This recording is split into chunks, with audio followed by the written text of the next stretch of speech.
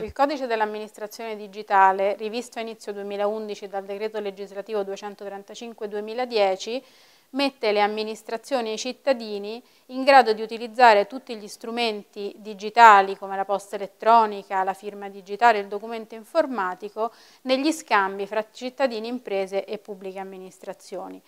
Per la prima volta cittadini e imprese possono richiedere e devono ottenere da parte della pubblica amministrazione la messa a disposizione di servizi digitali. Quindi lo strumento digitale non è più un'opzione per la pubblica amministrazione, ma diventa un vincolo nel rapporto con i cittadini.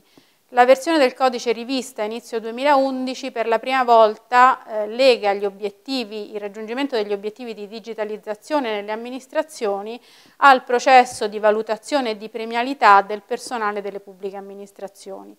Inoltre il codice stabilisce una serie di scadenze su un orizzonte temporale che va da 3 a 15 mesi, entro le quali le amministrazioni dovranno rendere disponibili ai cittadini e alle imprese tutti quegli strumenti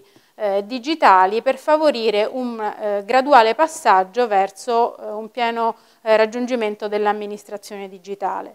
Quindi in mano ai cittadini ci sono certezze, in mano alle imprese ci sono da un lato obblighi di dotarsi di strumenti tecnologici, ma allo stesso tempo certezze. Da parte delle amministrazioni sicuramente si porta a compimento un percorso di digitalizzazione che in molti territori è iniziato da quasi un decennio, ma che con questa nuova versione del codice permetterà a tutte le amministrazioni di arrivare ad un uguale livello e qualità di servizi erogati ai cittadini.